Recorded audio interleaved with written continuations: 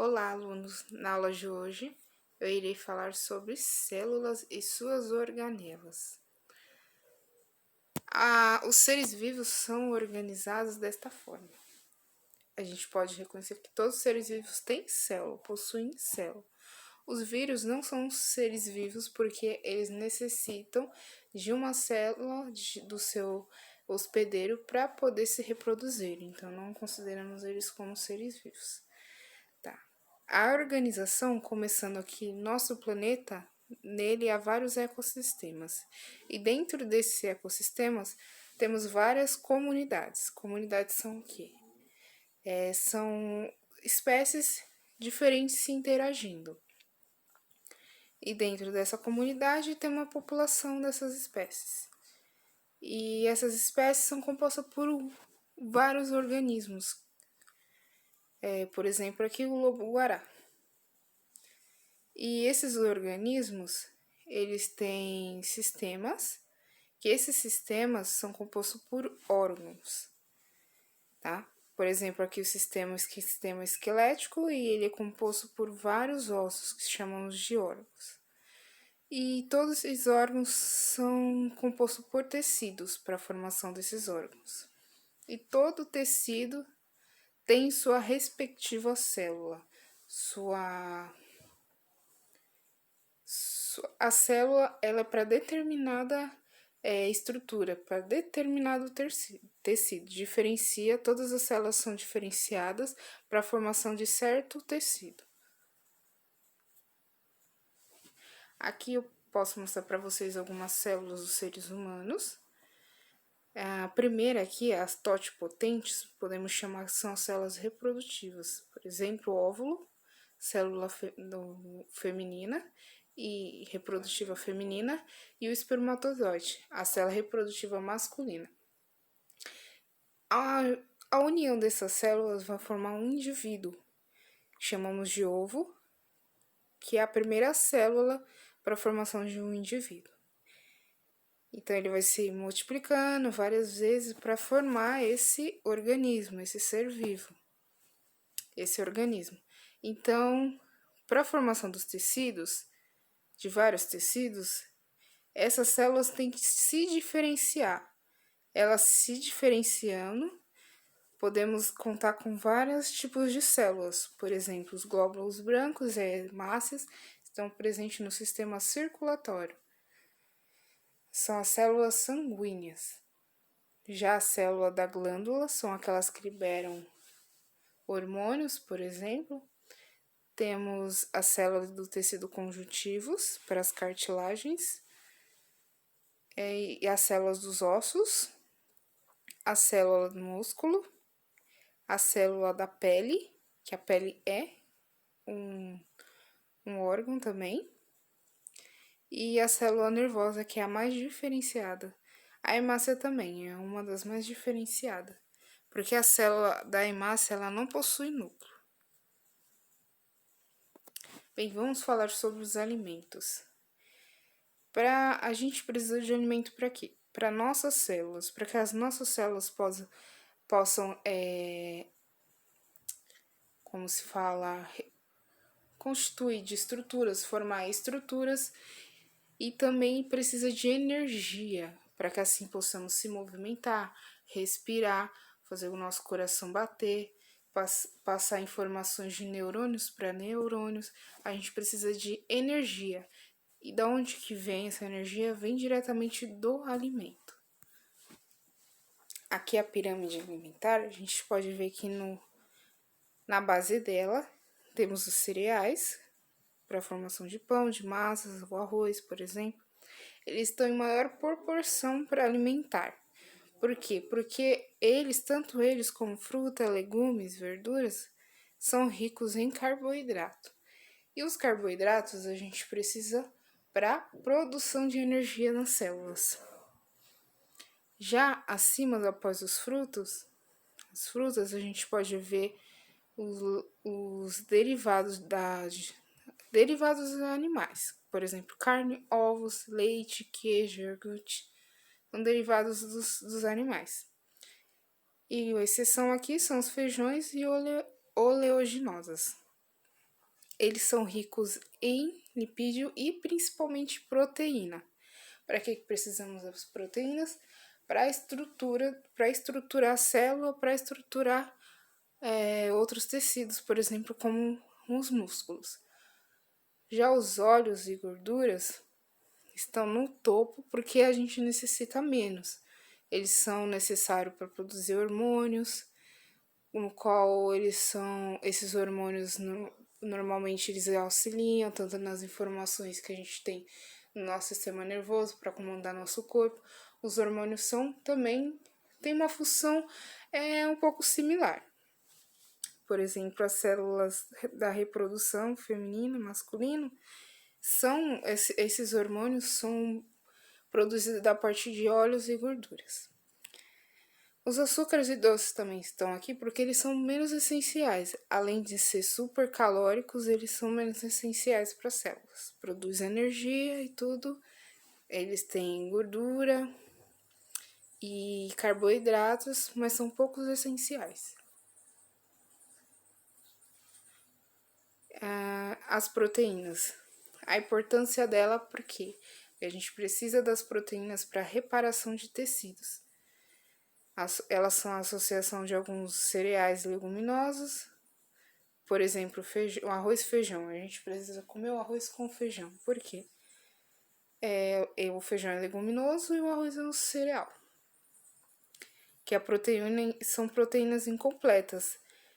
Para formar uma proteína, a gente precisa ter associação de vários aminoácidos. Então, para formar uma tal proteína, o feijão tem vários aminoácidos, menos um tal que chamamos a lignina, se eu não me engano, para a formação dessa proteína. Então, o arroz ele tem um único aminoácido que o feijão não tem. E a gente precisa também dessas proteínas porque ela forma pele, cabelo, unhas, músculos, tendões, cartilagem e hormônios. Aqui a gente pode ver o ranking dos vegetais que são ricos em proteínas. Em primeiro lugar temos o espinafre, segundo couve-folha, brócolis, couve-flor, cogumelo. Cogumelo não é vegetal, ele é um fungo. Salsa, pepino, pimentão, repolho e tomate. São ricos em proteínas para a estruturação do nosso corpo. Já os lipídios, temos as gorduras monoinsaturadas e as gorduras poliinsaturadas, que são as gorduras boas, são colesterol bom. Já gorduras saturadas, que é derivado, a maioria é derivado de animais, com exceção do coco, o óleo de coco, o óleo de palma, eles são origem vegetal. Então, as gorduras saturadas, elas são prejudiciais à saúde, tá? E esses lipídios, elas têm funções de reserva de energia. Quando você não tem carboidrato disponível para energia, as células vão buscar os lipídios para substituir.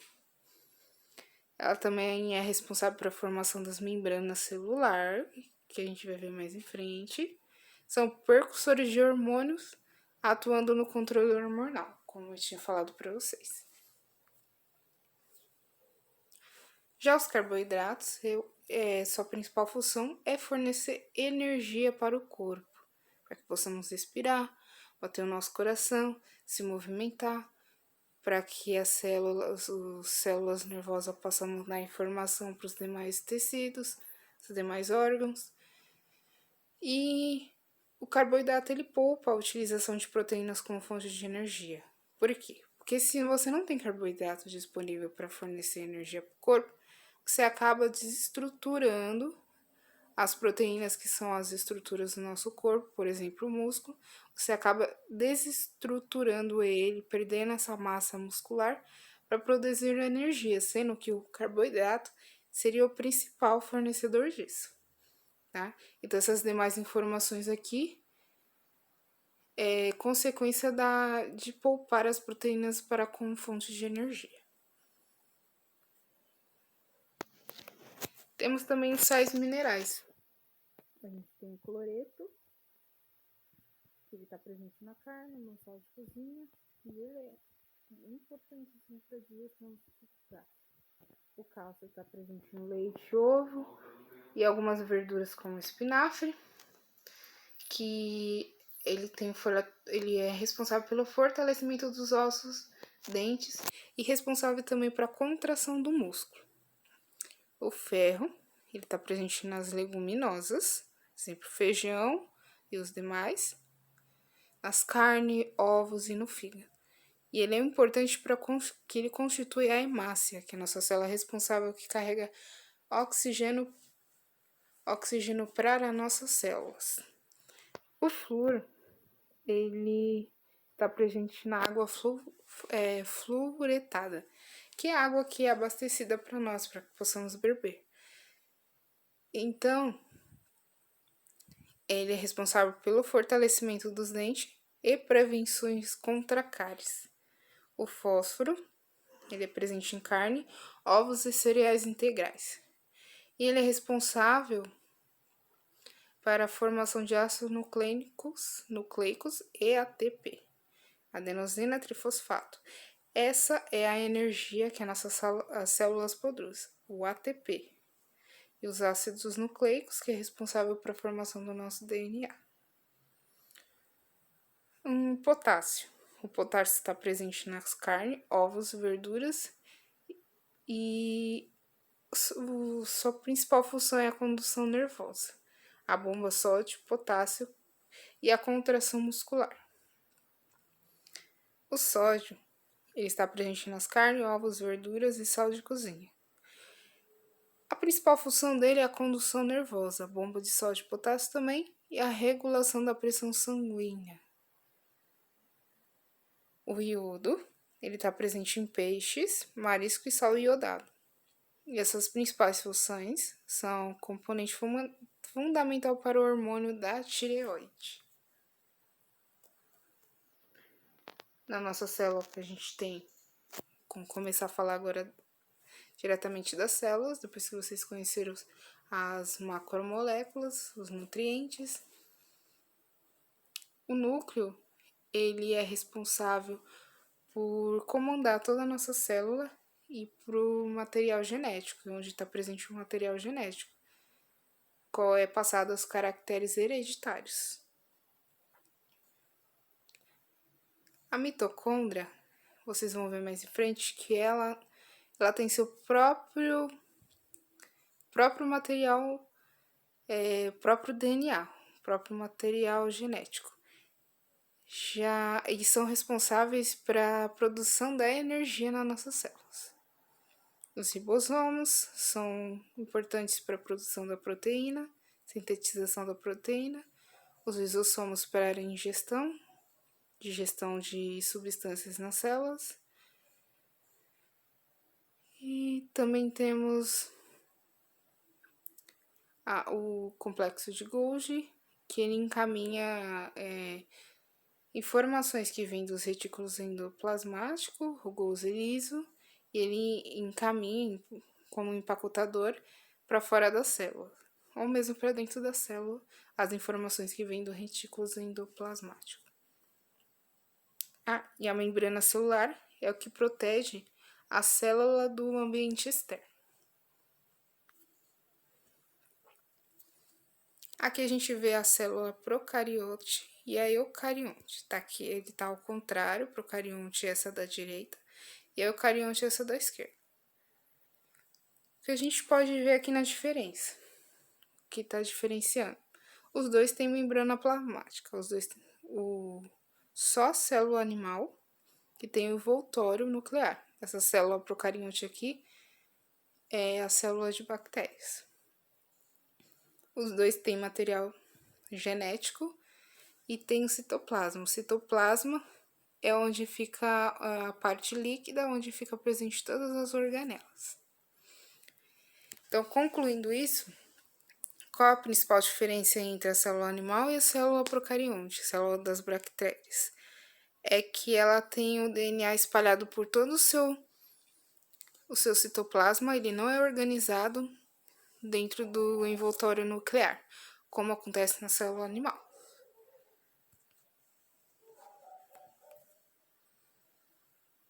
Aqui possamos ver algumas informações. A gente tem os centríolos na célula animal.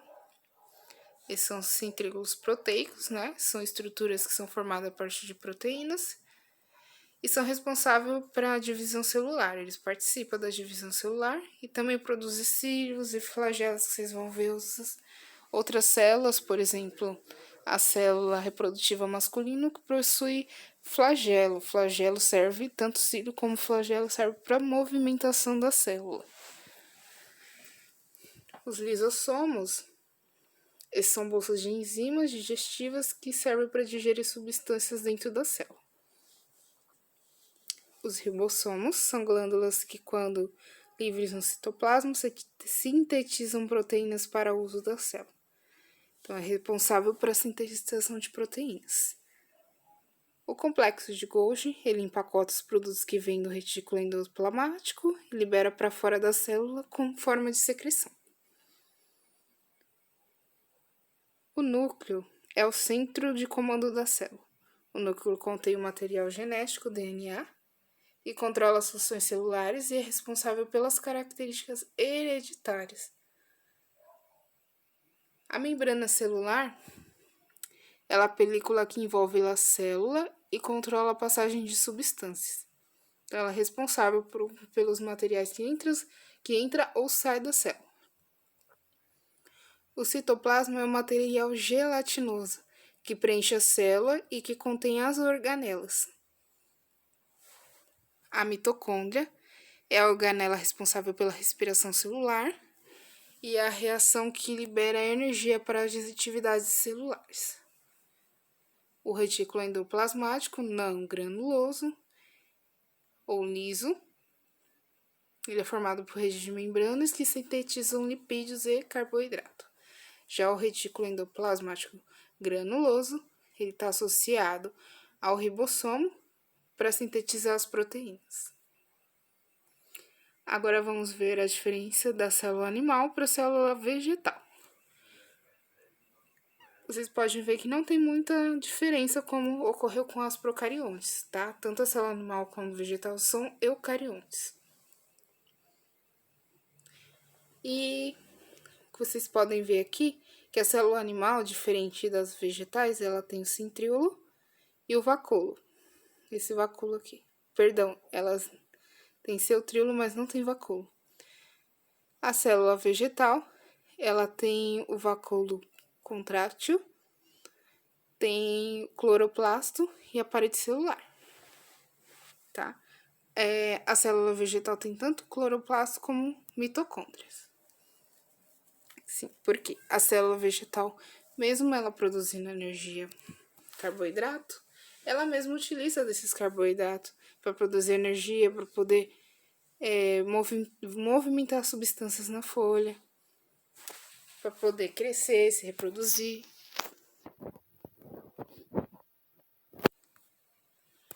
A célula vegetal, pode ver a estrutura dela. Aqui uma tabelinha com as informações mais resumidas. Ribossomo, síntese proteína. Centríolo ajuda na divisão celular ou produção de cílios e flagelos para movimentação de células especializadas. Retículo endoplasmático rugoso, a síntese proteica, que ajuda onde está associado os ribossomos. Retículo endoplasmático liso, síntese de lipídios e carboidratos. O complexo de Golgi, secreção. O vacúolo contrátil controla a entrada e a saída de lipídios por osmose. O vacúolo de suco celular, vegetais mantém o valor osmótico da célula. O que é o valor osmótico? É permanecer água dentro dessa estrutura. E os lisossomos são responsáveis pela digestão intracelular. Intra quer dizer dentro da célula. E as mitocôndrias são responsáveis pela respiração da célula. Formação do vacúolo na célula vegetal adulta.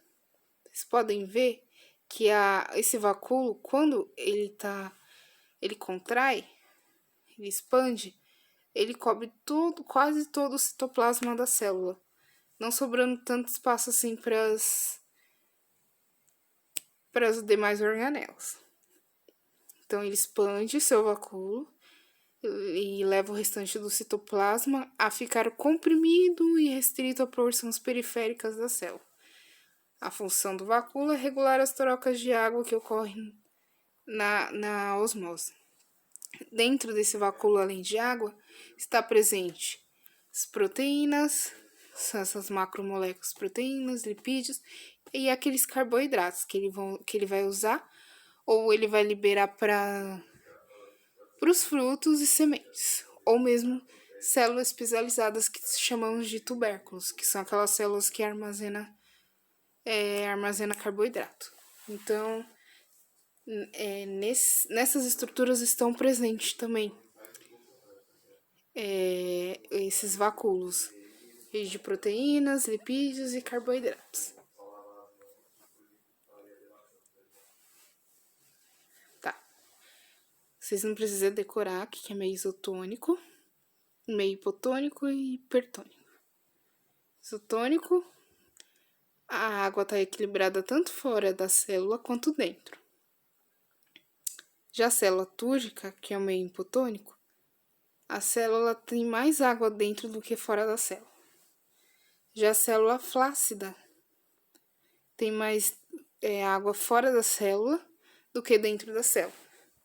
Vocês podem ver aqui num experimento que foi feito que quando você bota sal na salada, com o tempo, essa salada ela murcha. Ela murcha por quê? Porque está ocorrendo esse processo aqui no vacúolo. Então, é o que controla a água.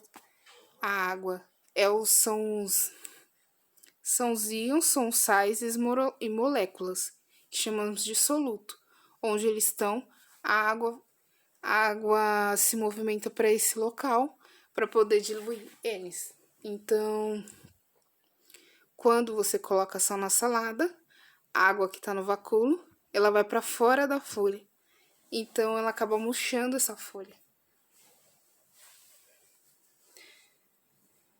Vocês podem ver aqui nesse processo de osmose, quando o meio mais concentrado, onde está a molécula de água, e o meio menos concentrado, onde tem menos água. O que faz essa água se movimentar? A molécula, vocês podem ver aqui no outro, a molécula de soluto, por exemplo, a glicose. Onde ela se encontra, a água, a molécula de água, o solvente, ela acaba se movimentando para esse lugar, para esse local onde ela está, para aqui, para poder dissolver. Agora temos o citoesqueleto. O citoesqueleto, ele tem três, são os micotúbulos, os filamentos intermediários e os filamentos de actina. Os filamentos de actina, para vocês saberem, as organelas elas não estão fixas totalmente, porque como o citoplasma ele é gelatinoso, essas organelas acabam se movimentando constantemente. O que ajuda elas também a se movimentar são esses filamentos de actina. E esses filamentos de actina ajudam também no processo de divisão celular. Então, elas ajudam o citoplasma a se dividir. Quando o material genético vai se duplicar, ela ajuda ele a aumentar e a se dividir em dois, criando duas células filhas. Já os filamentos intermediários, eles são responsáveis por manter a posição do núcleo fixa, não se movimentar, como ocorre nas células procariontes, ficar espalhadas pela célula. Já os microtúbulos, eles são responsáveis para ajudar na divisão celular o material genético, ajudar a divisão celular desse material genético. Como vocês podem ver aqui os microtúbulos,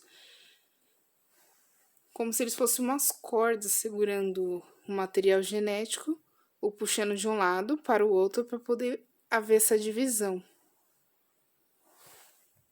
Depois que o material é duplicado, tudo, para poder ocorrer essa divisão e formar duas células. Os lisossomos, eles fazem a digestão da célula. Temos também a estrutura autofágica também, que faz esse processo igual dos lisossomos. Então, temos os tipos de digestão, que é a fagocitose ou pinocitose. Temos que fazem a digestão do fagossomo ou pinossomo, que são substâncias que entram na célula. Dependendo do tamanho, é fagocitose, quando a estrutura, essa substância é grande. E quando essa substância é pequena, chamamos de digestão pinocitose. A autofágica é a digestão de componentes celulares em desuso.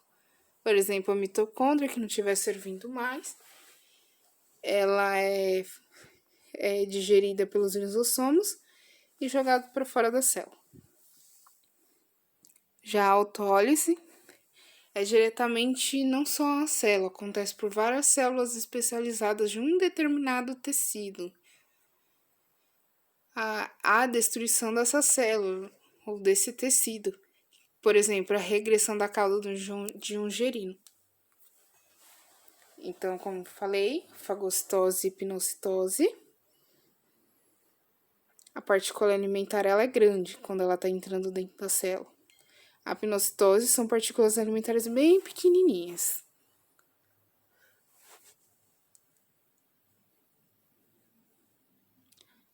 Aqui vocês podem ver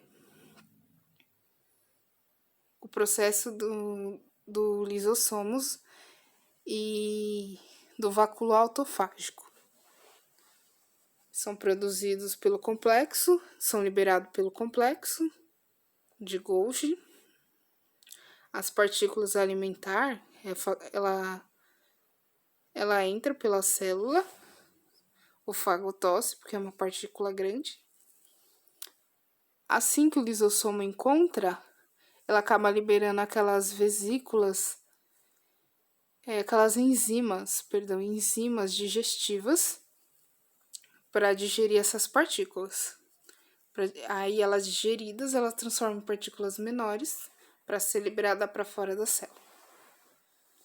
Já o vacúolo autofágico, ele não digere partículas vindas fora da célula, ela digere aquelas estruturas, organelas que não são mais usadas na célula. Vocês podem ver a autofágia. O citossol onde está presente a mitocôndria. Ocorre a digestão dessa organela.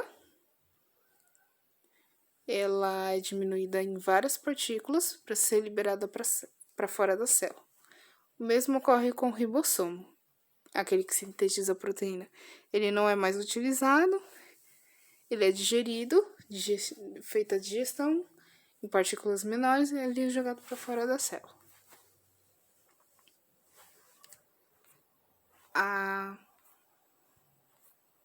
Lembrando aqui, a autólise é o que ocorre com o girino, por exemplo. Aqui é o ciclo de vida dele. Primeiro em ovos. Aí ele vai se desenvolvendo. Assim que ele ganha os membros dele, ele não precisa mais da cauda para nadar. Então, o que acontece? Autólise. Essas células são digeridas, essas células são digeridas e acaba sumindo no corpo desse indivíduo. Aqui está presente o retículo endoplasmático rugoso e liso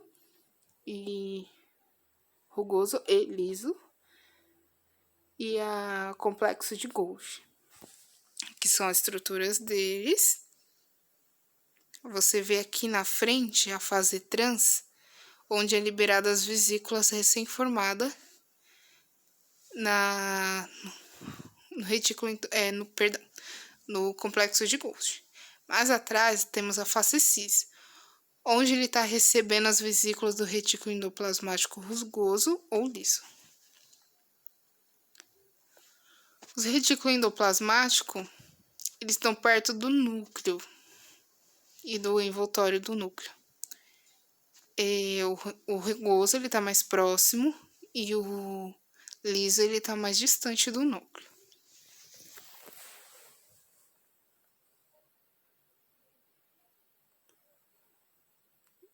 Bem, eu vou ficando por aqui. Processo aqui com vocês, tá bom? No próximo.